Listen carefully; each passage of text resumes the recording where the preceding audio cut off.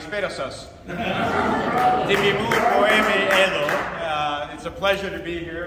Mr. Kalafati, thank you so much for hosting us and bringing us all together in an extraordinary building. I've obviously never been here before, but I don't see many workplaces like this in the nature of the construction and other work that you do. So it's a testament to your spirit to the people who work with you and for you.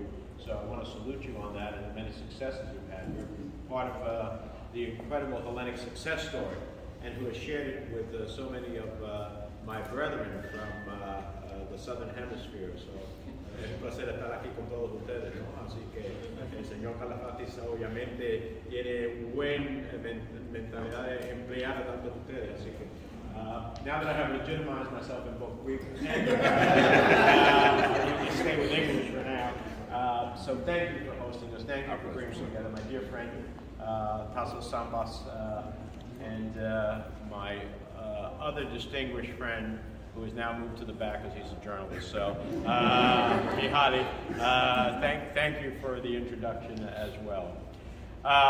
And thank you for your help. I am going to be up for re-election in 2 years, the United States Senate. If you told me growing up poor, the son of refugees in a tenement in New Jersey, the first in my family to go to college and then go to law school, that I could rise to be one of 100 United States senators in a country of 320 million people, I would have said that's unlikely at that part of my life. But it is the promise of America fulfilled. It is a promise that I fight to keep true for future generations of Americans. It's what drives me every day in the United States Senate. And so I appreciate, as someone who grew up poor and has spent his entire adult life in public service, I will be completing in 2 years, when my term ends, that will be 50 years of public service. And it's not that I'm that old. I started young, so... I know the age. She started at 18. Obviously I don't have the wherewithal to do what my opponent in the last election, who is a pharmaceutical executive who spent $40 million of his own money to run against me. It seems that he's coming back again in 2 years. I won by 10 points, even though I spent half of what he spent. That's the good news. The bad news is that he sold his company and he has more money than when he ran against me. So I keep sending notes to his wife and children. Do you really think this is a good way to spend your future inheritance? But it doesn't seem to work. So I thank you for your financial support as well. And because it allows me to do these things. You know, I have a great portfolio in the United States Senate. I sit on the Senate Finance Committee that deals with all tax policy, all trade policy, or healthcare related issues.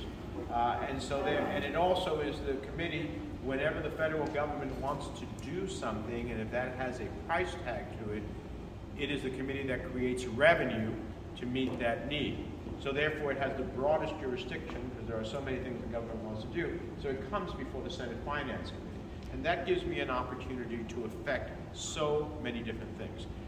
My focus there is how do we create tax policy that creates growth and economic opportunity? How do we help American families, including those in New Jersey that I represent, meet the challenges in their lives, help them realize their hopes and dreams and aspirations? We're very focused on using tax policy to create economic growth and prosperity for families. I also sit on the Banking, Housing, and Urban Affairs Committee, which means all of our financial institutions, like banks, all of the regulatory entities that supervise our so the Federal Reserve, the FDIC, the control of the currency, just to mention some. Also, housing is in the jurisdiction of the committee, so how do we continue to make housing a reality, the idea of home ownership as part of the American dream, which is where most American families will build wealth, create intergenerational possibilities, maybe educate their children with the value of their home, maybe take care of an illness when there's an unexpected illness. These are the ways that we build wealth. And then the third part of the Banking Committee's jurisdiction is mass transit.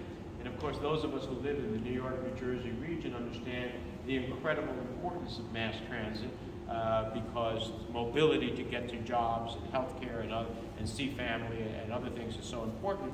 And we are in the midst, talking to one of our friends here, we are in the midst of building 2 new trans-Hudson tunnels under the Hudson River, a project called Gateway. And under the previous administration, they were trying to kill it on us. We kept it alive. We are now have green lights for Gateway and the infrastructure bill that we passed under President Biden, the greatest investment in infrastructure since Eisenhower created the national highway system. And so we are going to have billions into the region for Gateway and beyond to create the type of infrastructure that can fuel prosperity into the future. So it's an incredibly important opportunity to see progress in that regard. And then finally, as the signs say, I have the privilege of chairing the Senate Foreign Relations Committee, the oldest committee in the United States Senate, and one of the most revered in the United States Senate. I am the first Hispanic ever to chair the Senate Foreign Relations Committee in the history of the United States Senate. And it is an extraordinary privilege. And what it does is it's about our bilateral relationships in the world. So in this case that many of you care about, the U.S. Hellenic Republic leadership, U.S. Cyprus leadership, U.S. and Latin America, and our multilateral institutions, so the United Nations, the Organization of American States, NATO, just to mention a few, where my role is to help forge what is the foreign policy of the United States towards another country, what is our foreign policy globally, how do we promote a policy that creates more allies and less enemies, how do we create greater peace and prosperity in the world that is less likely to have to send our sons and daughters to fight abroad, how do we promote democracy and human rights, because nations that are democratic, human rights, and observe the rule of law are less likely to make conflict on other nations. Nations that observe the rule of law and have a judicial system that can operate with integrity is important for investments, American investments abroad, that ultimately want to have an opportunity to achieve economic success, but want to make sure that when they make that investment, if there's a dispute, they can go to a court system that honors their contract or the integrity of their contract. If they happen to be right, then they will win. But if you don't have a rule of law system, then you have collapse in terms of the economic input that can go into another country. I have been driven for some time, for 30 years I have been doing foreign policy since I got to the House of Representatives. And my dear friend, Tassos Sambas, who is a Greek Cypriot, ultimately told me about his family story about a Turkish invasion in northern Cyprus over 4.5 decades ago, and told me that he could not see his ancestral home. And I really didn't know much about that. I spent time, I said, let me see what I can do. I spent time doing my due diligence, studying, understanding what happened. And I saw him later and I said, I'm going to take you to your ancestral home. And he looked at me and he said, please don't play with my emotions. And I said, no, I'm going to take you to your ancestral home. At that time, it was impossible to cross the dividing line between occupied Cyprus and the Republic of Cyprus. I managed to bring Tassos over the green line as a dividing line between, to see his ancestral home in Prastio-Mofu. It was a very moving experience for both of us, but certainly for him. He almost got us into an international incident in the process of doing it. But we came back to the Republic of Cyprus and were able to tell the story. And that was the beginning of a long history with not only Cyprus, but of course the Hellenic Republic. I think Greece is poised for the greatest growth and opportunity it has ever had. It has leadership that acts with a mentality that is focused on economic growth and opportunity for its people, that does it, from my perspective as an outsider, with integrity. That's why I passed two major laws that were signed into law, the Eastern Med Security and Partnership Act, and legislation that builds upon our relationship with the Hellenic Republic, that has new, more significant security relationships, where we see in Alexandropoli a tremendous build-out of opportunities, not only for security but for energy, for Europe, and has a ripple effect into the other things that will be affected.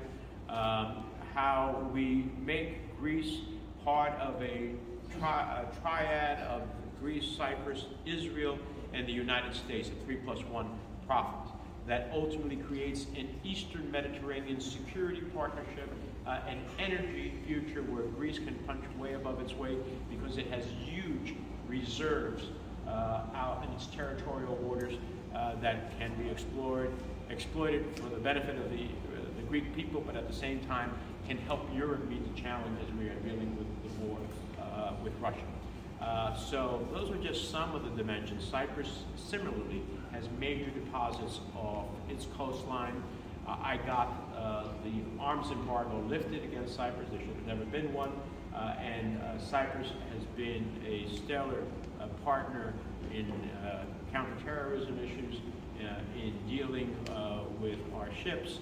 Of course, Greece has Suda Bay as well. So there are so many elements of this that are poised for an even greater future together that will benefit the Greek people. It will benefit us in the United States, where we have mutual interest. And finally, it's challenging in the region because we have a country that doesn't seem to want to obey and participate within the international order, and that is Turkey under Erdogan. I say Turkey under Erdogan because I don't say the Turkish people. I say Turkey under Erdogan. Under Erdogan, Turkey has not become the aspirational partner that some believe Turkey could be, the bridge between East and West, a strong NATO ally, someone who observes the rule of law. That has not happened.